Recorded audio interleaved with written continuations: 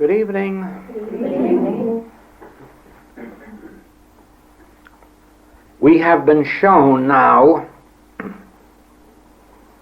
the two men that we are and the two worlds that we inhabit, so that we know that one is that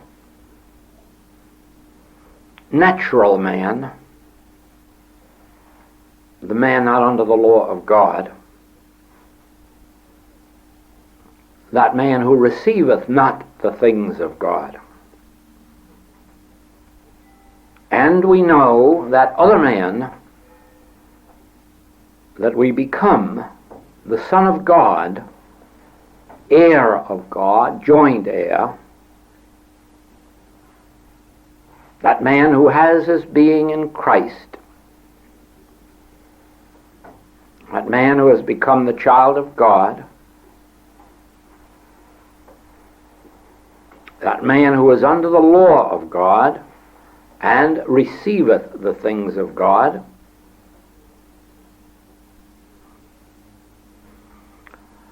and we know the difference between these two men. We know that one, the natural man, has not been ordained of God, does not have the Spirit of God dwelling in him, is a branch of a tree that is cut off and withers and dies.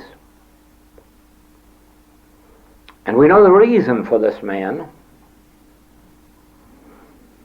He entertains a sense of separation from his source. Now, he is not separated from his source. No man is ever separated from his source. I and my Father are one. Since before Abraham was, I am he.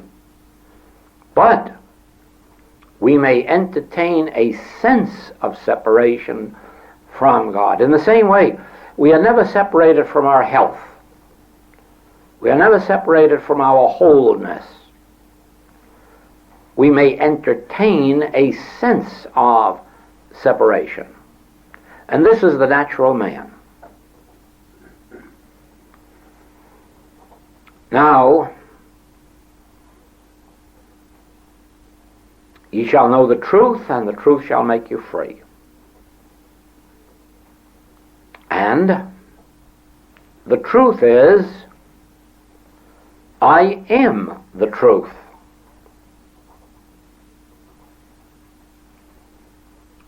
And therefore, watch this carefully, there is no truth that you can know with your mind that will ever set you free.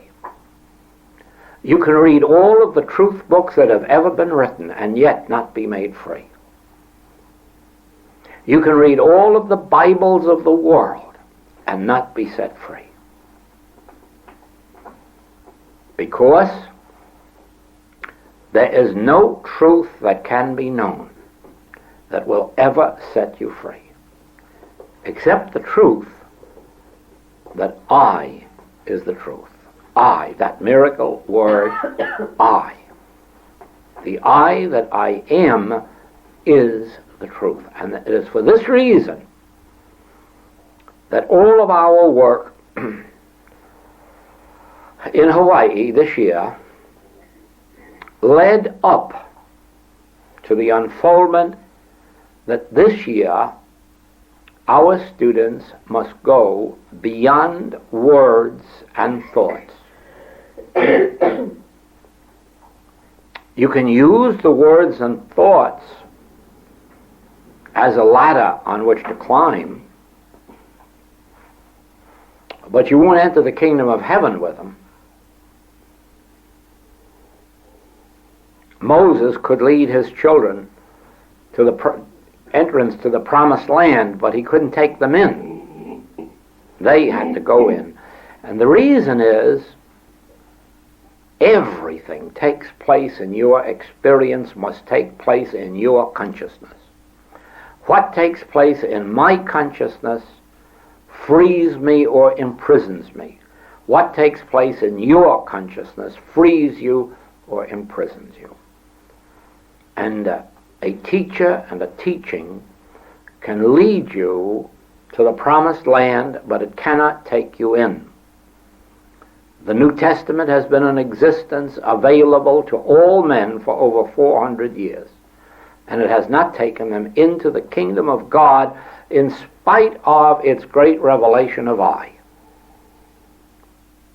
The ultimate truth. And the reason is, it can only present the message to your consciousness. You must take the message into your consciousness, and then it can set you free. Now,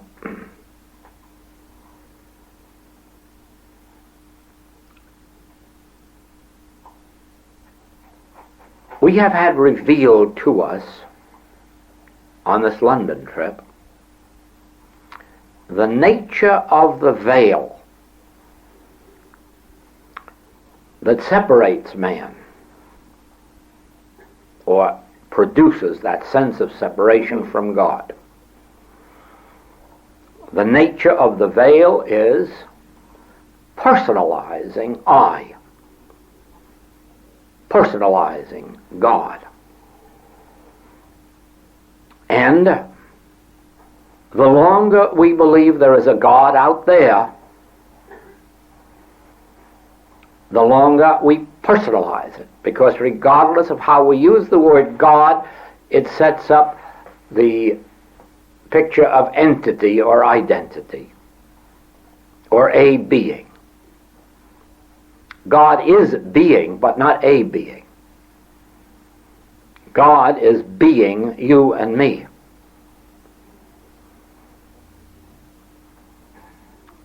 So even to set up a God produces the sense of separation that keeps us in ignorance. That's the veil. Or personalizing God. And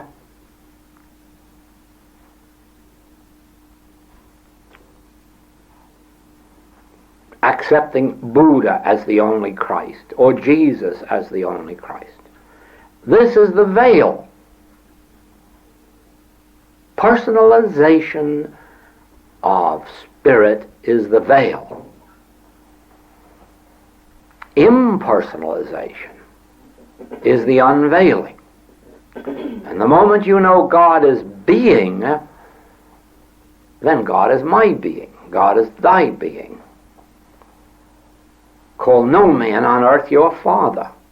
Spirit is your creator and your being. And you see that this breaks the further personalization.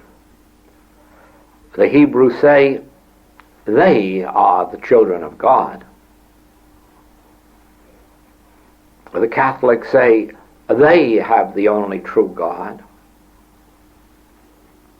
The Episcopalians are sure that they are about the highest of the... So it goes. This is personalization. For there is no such thing as highest or lowest. There is no such thing as best, because all is vanity. And every church is vanity. If it sets itself up as being spiritual, because only God is spirit, and only I, the Spirit of God in you, am the Son of God.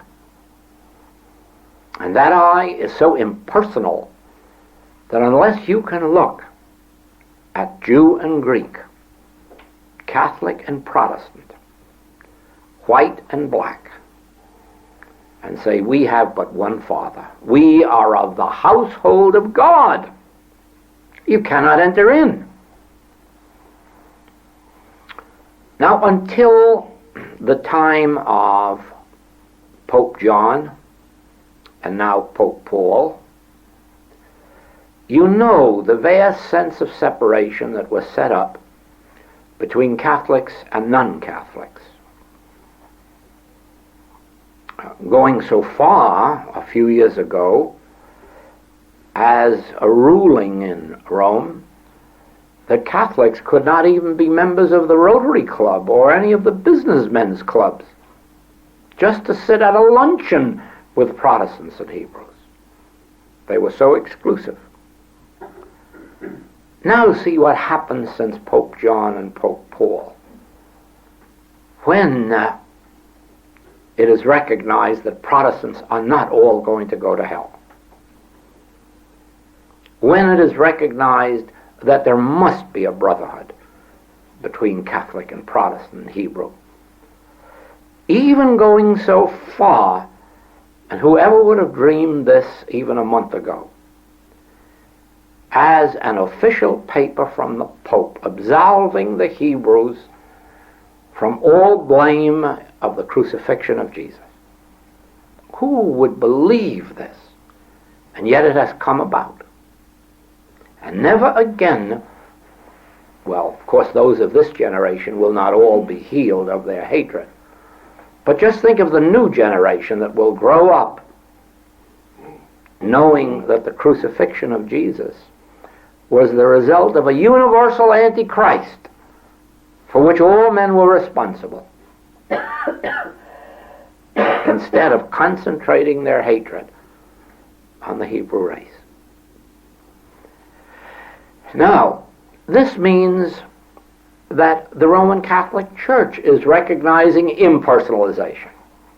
They are even impersonalizing the Pope to the extent that instead of making him absolute ruler, they're going to divide authority with the bishops. Do you see this?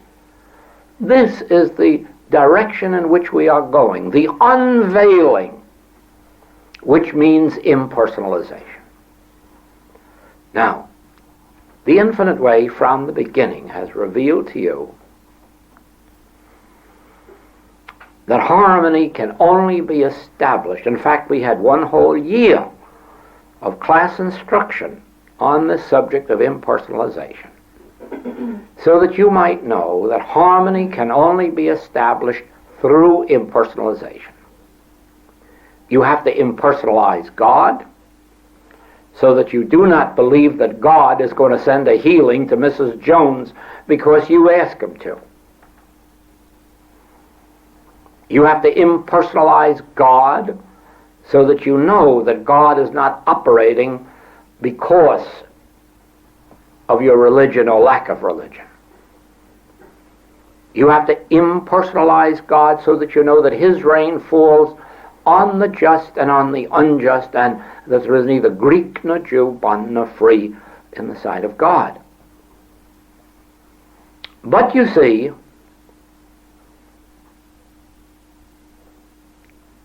here you have the two major principles of our work. The nature of God and the nature of error. And do you see now that until you know God so thoroughly that you don't pray to him, until you know God so thoroughly that you can rest in his, you don't know God aright. You must impersonalize God so that you understand God is being. But God is the being of your cats and of your dogs. God is the being of your crops. Because God is life. And there is only one life. There is not a human life and an animal life and a vegetable life. There is only one life at different levels of consciousness. Now,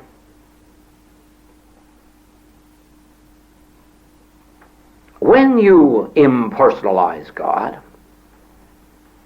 and know that God is the being of Jesus Christ, and that he showed this forth so that you would know that this is not only my Father but your Father,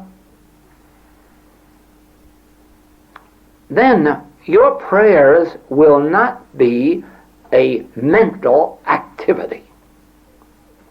And you see, this also has separated you in belief from God. Your prayers have been mental. You have tried with the mind to reach God, influence God, channelize God, whereas the mind must be still in the assurance of isness. God is, I am, and I and the Father are one. Therefore, I must make no mental effort to reach God, for I and the Father are already one.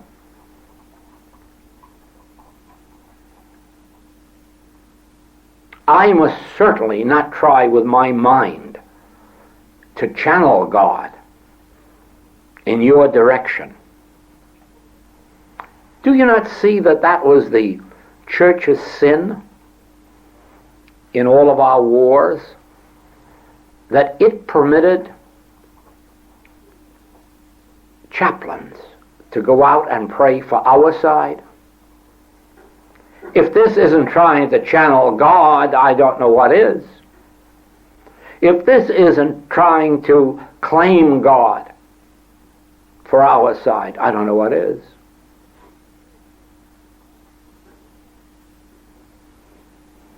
If you would be a child of God, you must pray for your enemy.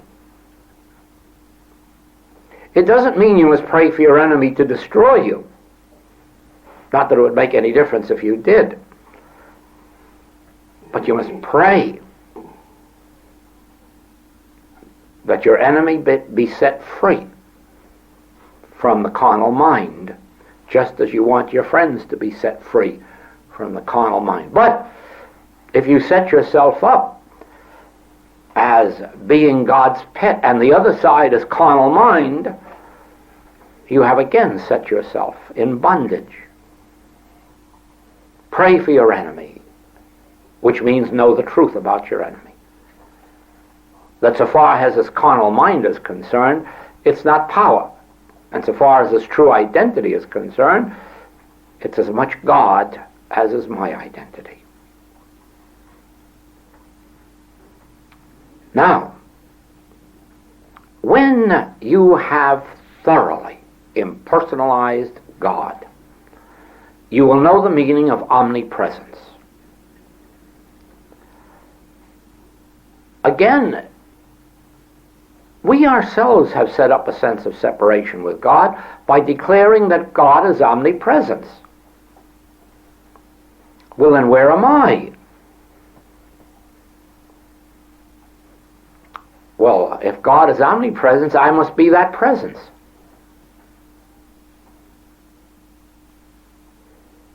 But if I'm going to have a God and a me, I'm not impersonalizing, and I'm setting up a sense of separation.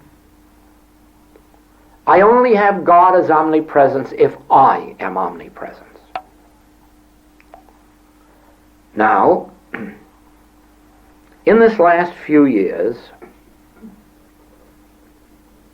and in this particular year, 1963, more of our students are having spiritual experiences than have ever had before. In fact, the amount of them who are having it are really multiplying many, many times over. And I will show you the reason.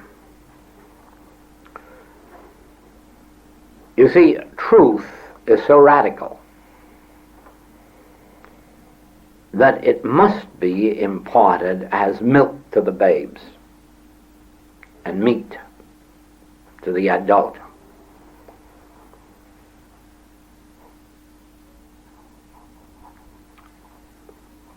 In my early days in this work, when, as you know, because of a problem of supply, the I was revealed to me, it ended my days of lack and limitation.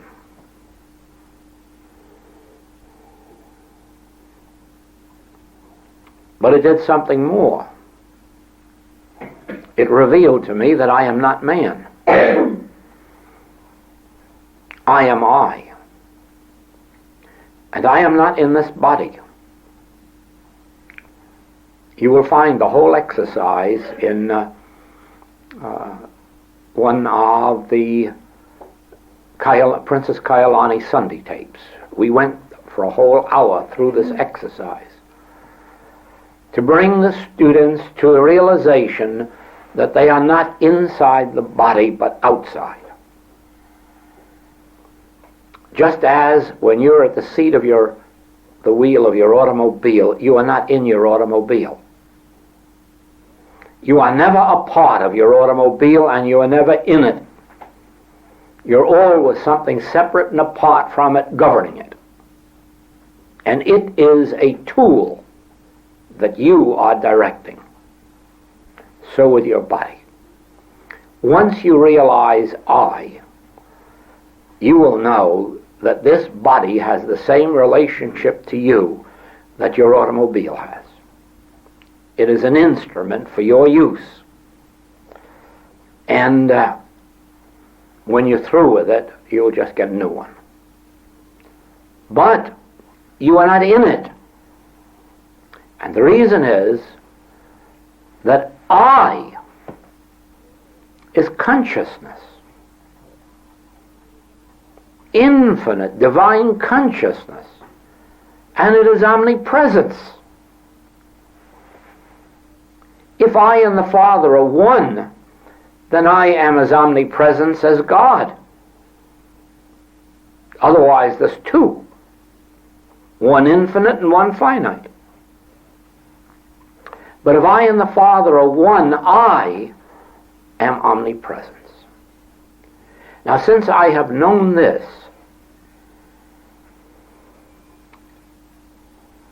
it brought my work from all over the world.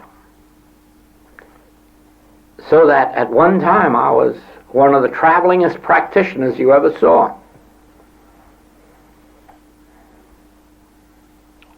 Much to many people's amazement.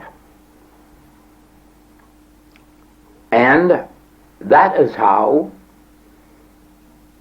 our letters developed. People in far places who wrote to me for help, and I would write them letters of instruction and so forth. And then when they were healed, they'd say, "Oh, am I not going to have your letters anymore?" And eventually I had to start making copies and send out a dozen copies and eventually 200 copies every week. So that my work really proved to be omnipresence. It was all over the world. And then as this infinite way work began, as you have seen, it spread quickly. It certainly has become omnipresence, hasn't it? You would say infinite way is omnipresence. It's on 6 continents and most of the islands. At least it's getting close to where it is omnipresence. But could infinite way be omnipresence if I first weren't omnipresence? To reveal it as omnipresence? No. Therefore, I personally have known my omnipresence, the spiritual nature of my being, ever since those earliest years. And for that reason, those reaching out for spiritual help could find me. No matter what part of the world they were in, they managed eventually to find me where I am. Then, as one here and one there began to catch this principle, they realized that sometimes they wrote me for help and got the help before the letter left the letterbox. Or they sent a cable and they received their help before I could possibly receive the cable. And That is the normal, natural thing. Because the I of me is the I of you. My consciousness is your consciousness.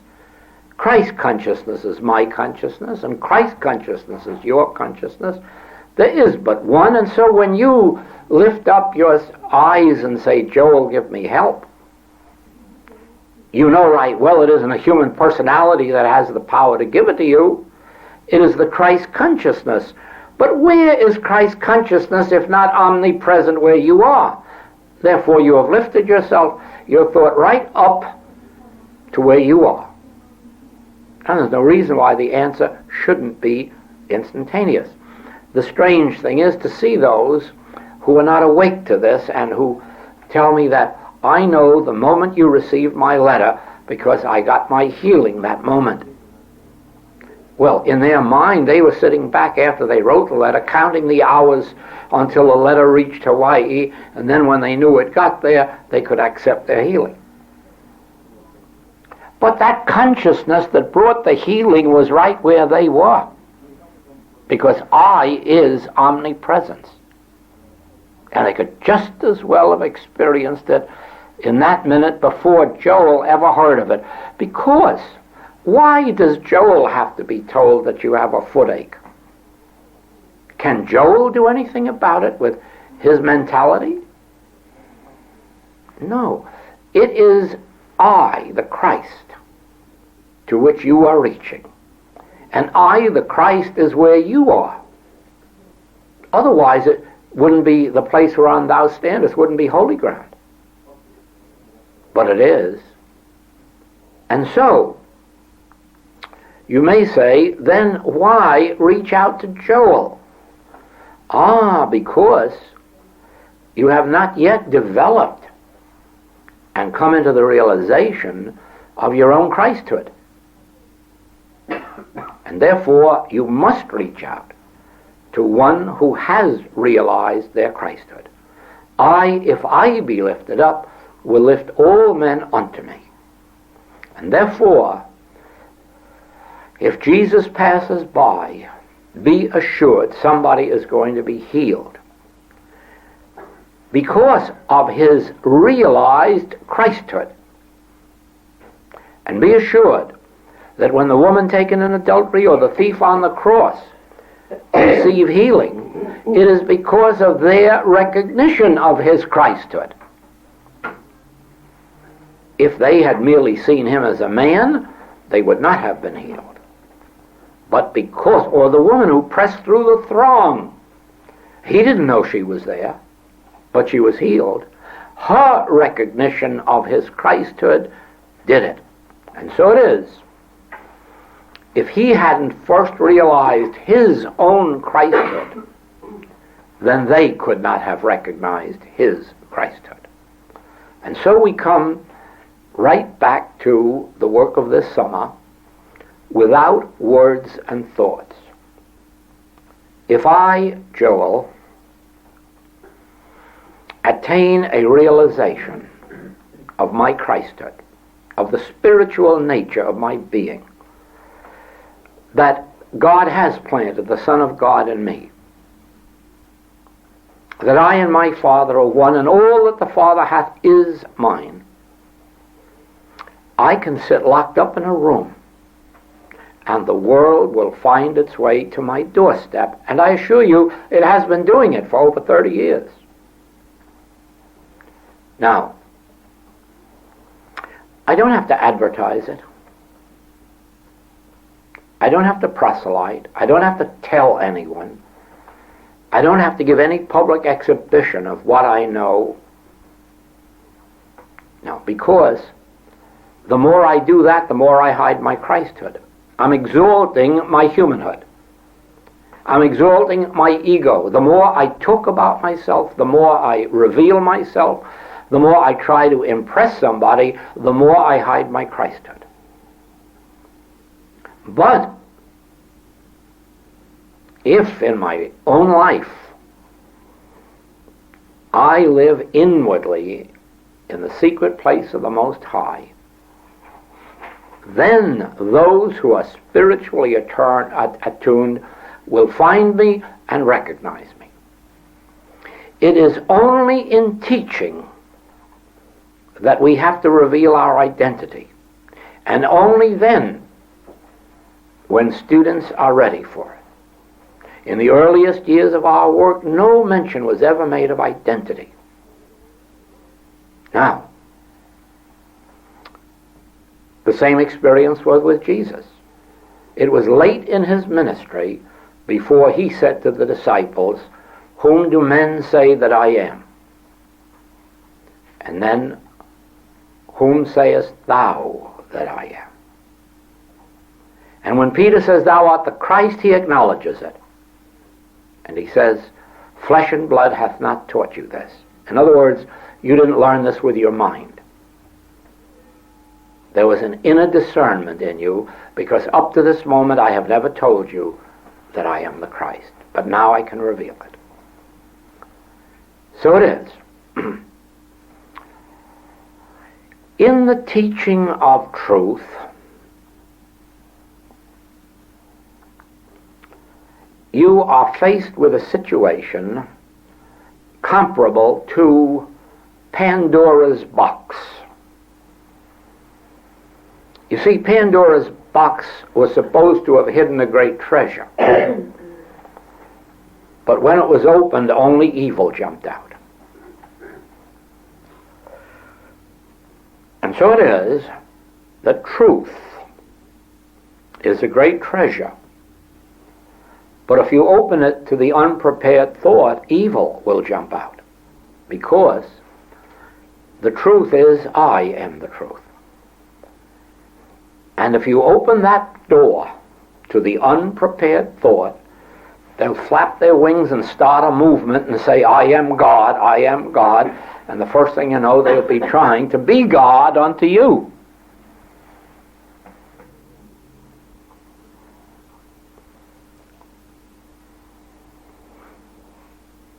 In Tibet, there were white brotherhoods and later black brotherhoods.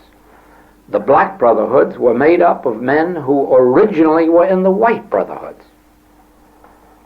but who learned the nature of I, and then because they weren't prepared for it, they thought, "Ha-ha, oh, what I can do now.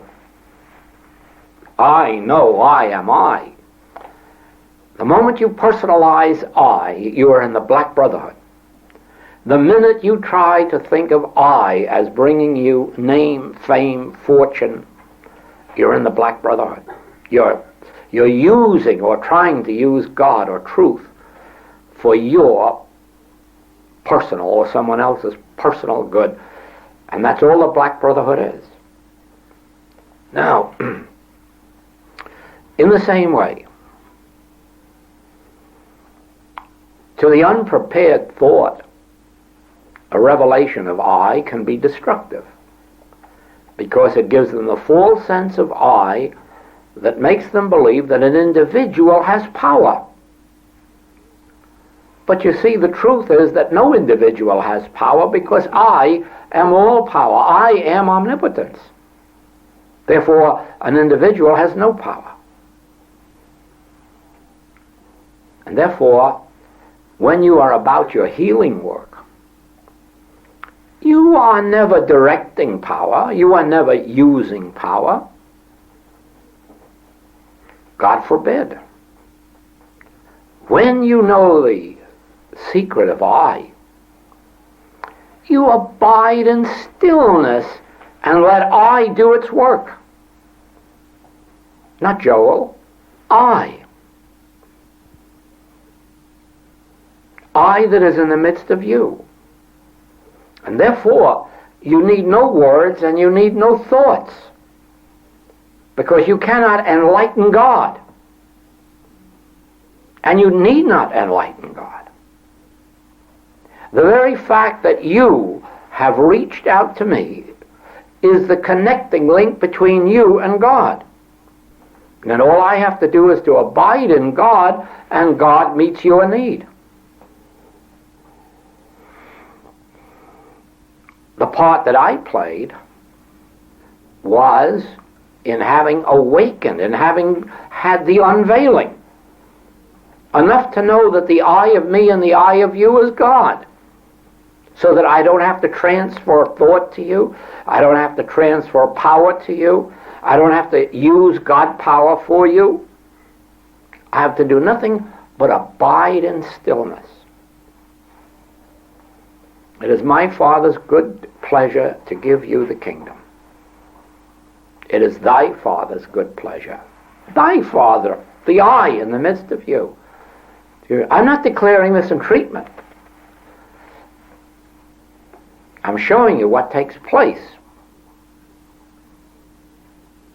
I in the midst of me is mighty, but the I in the midst of me is in the midst of you because of omnipresence. Therefore, I do not have to project my thought across the miles. I only have to abide in the stillness, and because the I has been unveiled, the truth has been unveiled. I is God. I in the midst of me, I in the midst of you. I in the midst of the garden. I in the lion's den. I is God. There's no projection of thought. There's no use of power. There is an abiding in stillness, in quietness and in confidence. Be still and know that I am God. Oh, well, if I know I, why do I have to reach out? Isn't there an I in you? Of course, I hear you say I all the time. And I is God. And therefore, I abide in stillness. Then in your meditation, it may be revealed to you who I am. How this truth came to me. Why it came to me. The source of it. The reason for it. The reason why I am the one carrying it. That may all come to you in meditation.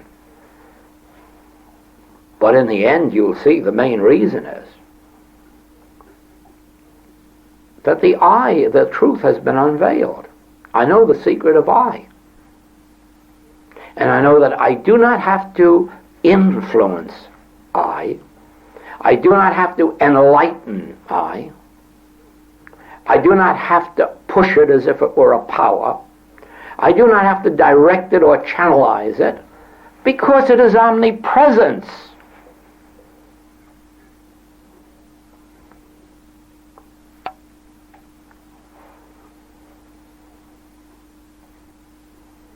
Ah, yes, but it is also omniscience. It is the all-knowing. Can you imagine me telling it who should win the next election? Can you imagine anybody going into prayer with a desire for who should be elected? Would not that be usurping the prerogative of omniscience?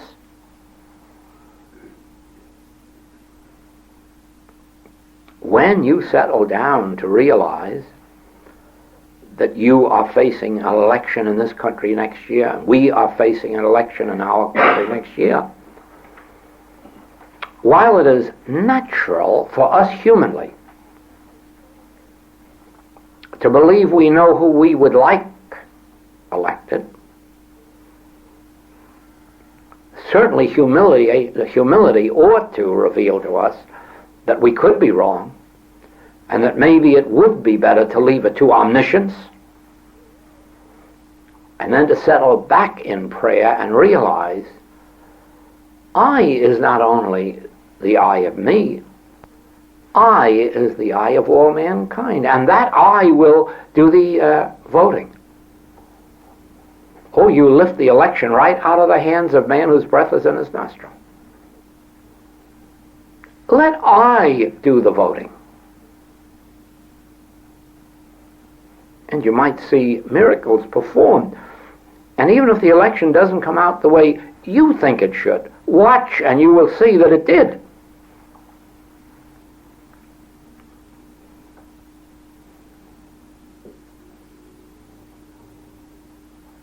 Now, in opening this Pandora's box,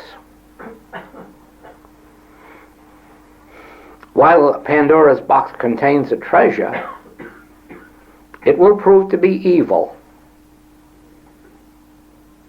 if it comes to the awareness of the unillumined. Those who think that a personal sense of I is God, or that I can wield God power, or that Joel is a special pet and therefore he can do better for you than one of the other practitioners. All of this can be evil because personalizing. You only impersonalize when, if you are giving the help, you get still inside and let I do the work. And not think that it's the I of you. Remember, there's an I in your patient as well, which is the same I. Let it do the work. And without words and without thoughts, and then the personal sense of I will not get in the way. And so we worked, as you will see in the tapes, on healing work without words or thoughts. That is how we work with all of those who came to Hawaii. Healing work without words or thoughts. Abiding in the silence and the realization of I. Now,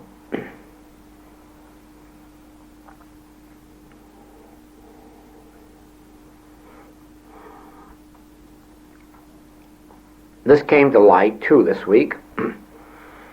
A student wrote me that they were having a problem of lack and would I do some work for supply. And my answer was, the problem isn't really lack. I said, if you only open your eyes, you'll realize that there's just as much grass in the gardens as there ever was, just as many trees, just as much fruit, just as many cattle, just as many fish, just as many birds, just as many diamonds in the earth, just as much gold, platinum, just as many pearls in the sea. So where do you find this lack? So the problem can't be lack. The world is full of abundance. Personalizing. I haven't got it. Well, as long as you personalize that way and set up a selfhood apart from God, you won't have it. But when you realize the earth is the Lord's and the fullness thereof, and Son, all that I have is thine. There you are. Or go up on the mountaintop and look out, and the earth, as far as your eyes can see it, give I unto thee. Do you hear that word I again? I. Now where have you been looking for supply? Outside? Surely, personalizing. Instead of realizing supply is of I.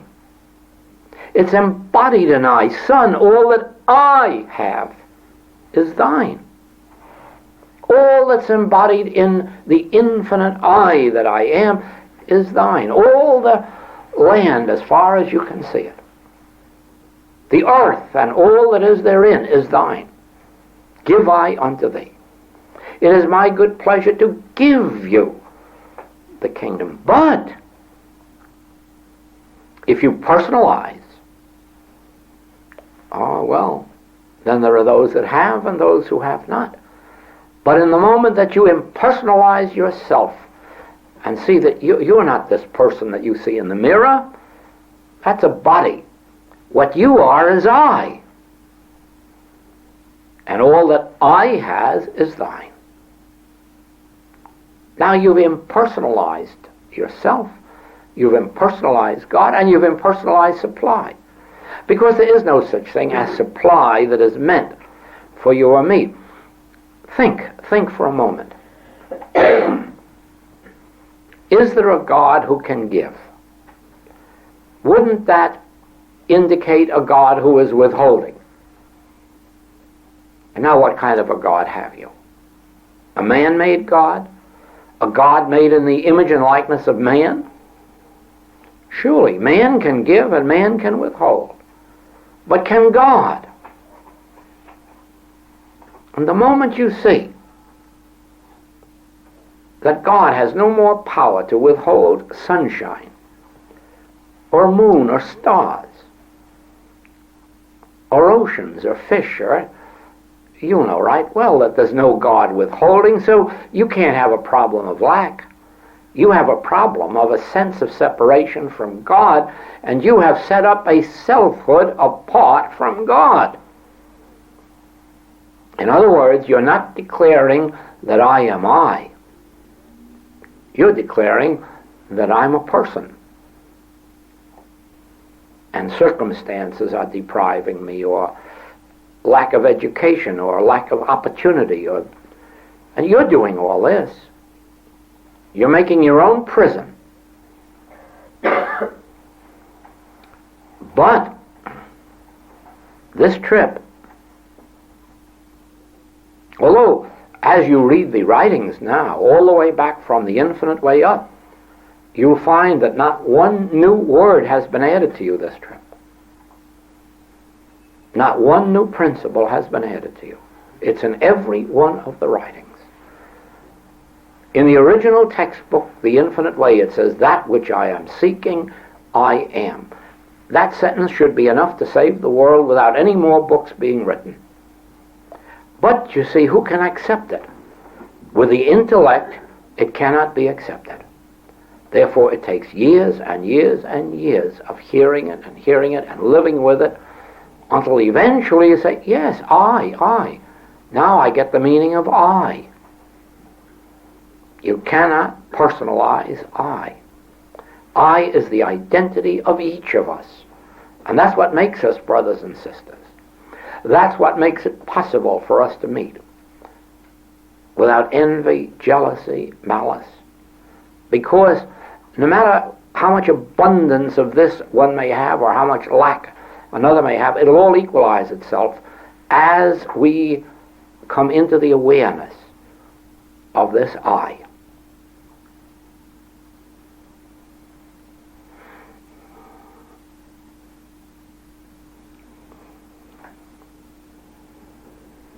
You see, it cannot be given out to those who have not come through sufficient study and meditation, because they will turn the treasure of Pandora's box into evil.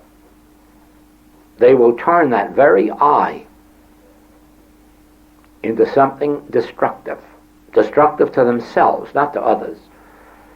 That is one blessing we learn in this week, in this work. We never destroy others, we only destroy ourselves. And we can do that through personalization, misinterpretation.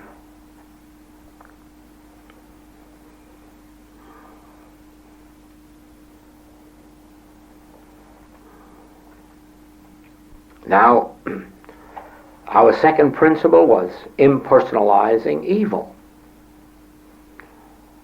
And so you must work just as faithfully with that principle, so that you do not ever feel a temptation to try to get God to do something to some error. If you do, you will lose the way. That is why the teaching of Jesus alone was not sufficient to save the world. Probably it would have been if we'd had access to all his early manuscripts, or the manuscripts that might have been made, or teaching. Because he did give the world this I. But in spite of a few statements like, resist not evil, he does not reveal the non-power of error or the universal nature of it as carnal mind or mortal mind. And therefore, there had to be this second part of the revelation. And, strangely enough, this second part was given to the world 500 years before Jesus by Gautama the Buddha. And that is the nature of error as maya or illusion. And if you once understand I as God, and then look out at this world and see all of the evil appearances as illusion, you will not resist evil, and you will not try to use a God power to heal somebody or reform somebody. You will abide in the awareness of the non-power of appearances. Of course, you'll see then that Jesus knew the truth. Judge not after appearances, judge righteous judgment. But he did not make this principle clear enough. At least we have no manuscripts of his that make it clear enough. But now we have the message.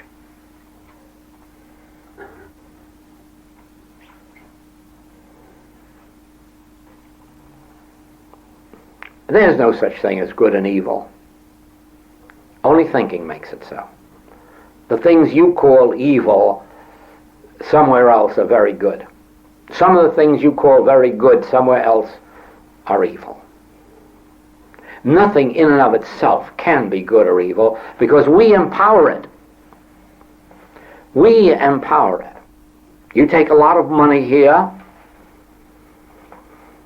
and we empower it to do good, or we go out and get drunk and gamble it and do evil. Oh, how can money be evil? Oh, yes, we all know how very evil it can be.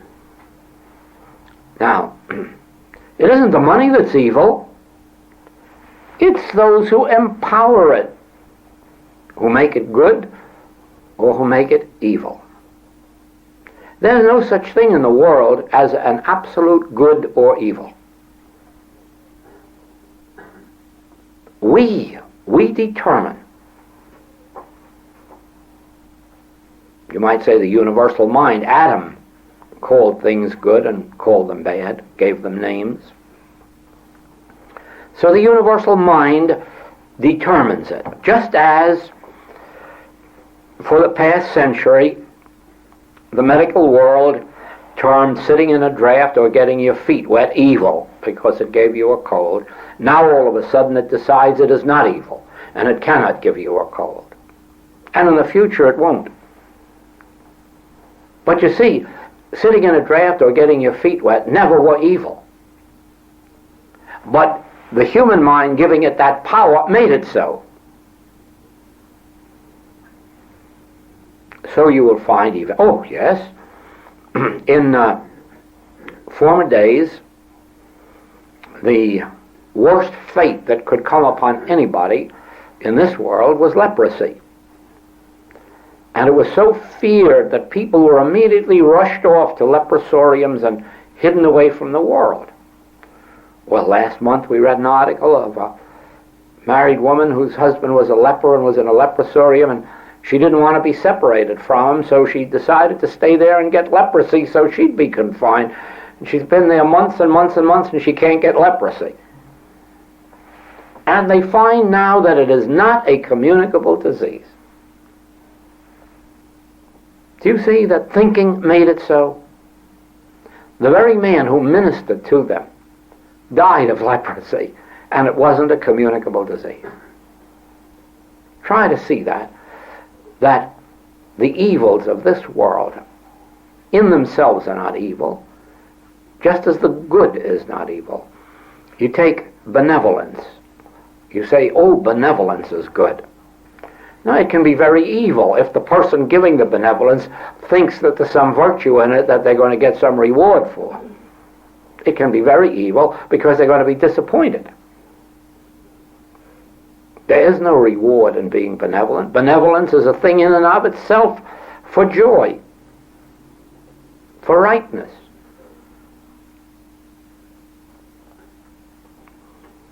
Some people indulge benevolence for fame, to become known. That's an evil.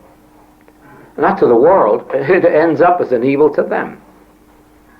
Because frustration and disappointment are the ends of it. Now, when you learn to impersonalize evil, you do not have to call upon a God power. You can accept God as omnipotence, but only if you can see evil, so-called evil, evil appearances. If you can see them as Maya, illusion, and not try to get a God to do something to them, then you are in spiritual wisdom. Then you can say with the Master to the blind man, open thine eyes. But the moment you try to get a God power to do something for the blind, you've lost the demonstration. If you can look at the paralyzed and say, what did hinder you? Pick up your bed and walk, you can help them. But the moment you turn to a God to do something for them, you're in the same dream that they are in.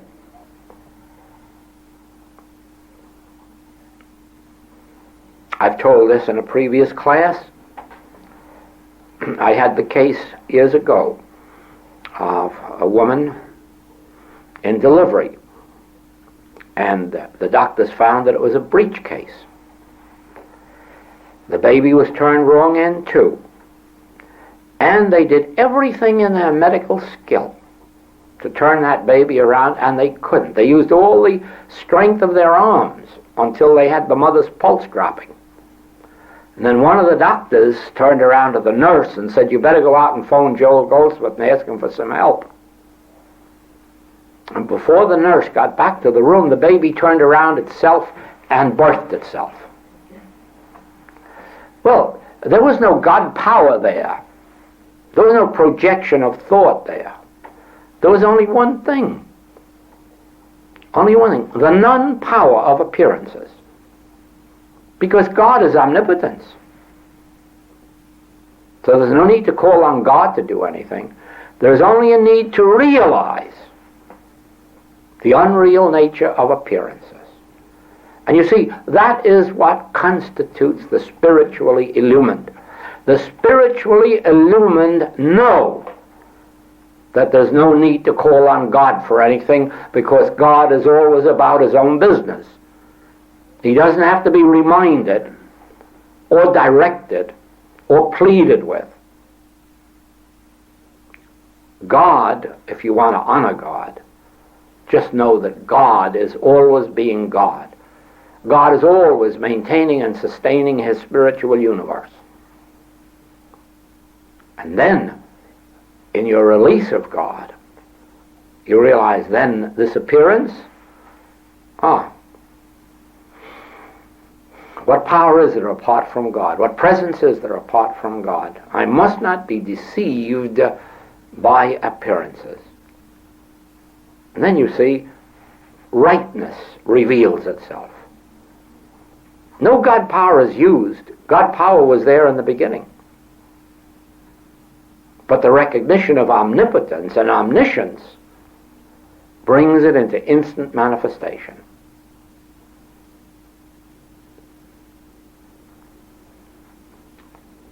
Impersonalize God. Impersonalize evil. Know the nature of I as universal being, universal life. Do not allow the veil to be put back on that personalizes God. In other words, go back to Moses. Make no images of God, not even a mental image. Not only don't make a wood carving, don't make an ivory carving or a gold carving. Don't even make a mental image of God, and then you will not be personalizing God. The minute you have an image of God in your thought, you are personalizing, and then you are expecting that concept to be God. And a concept can't be God. Only I can be God. And you see, you can't have a mental image of I. That's the one word that defies you. Try as you will, you cannot make a mental image of I. It's an impossibility.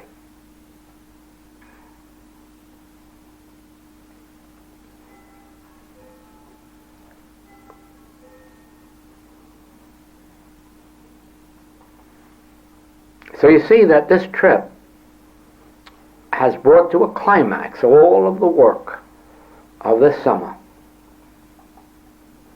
And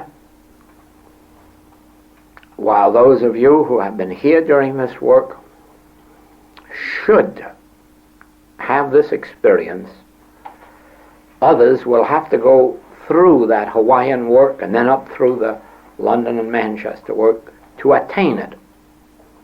And some of you perhaps will be wise if you go all the way, take step by step with us from the beginning of our Hawaiian work, August 18th, and then up through London and Manchester, and see how we've been coming up and up and up to the unveiling. And the unveiling is the crux, because once it's been unveiled for you, it'll never be veiled for you again. You'll never again be able to go back to making concepts of God or looking for a God to do something. Always that smile will come to your lips and the word I will come in there, and you'll be at peace. You'll be at rest. And then in quietness and in confidence, you can be a beholder of God in action. You don't impel it. You don't empower it. You don't send it forth.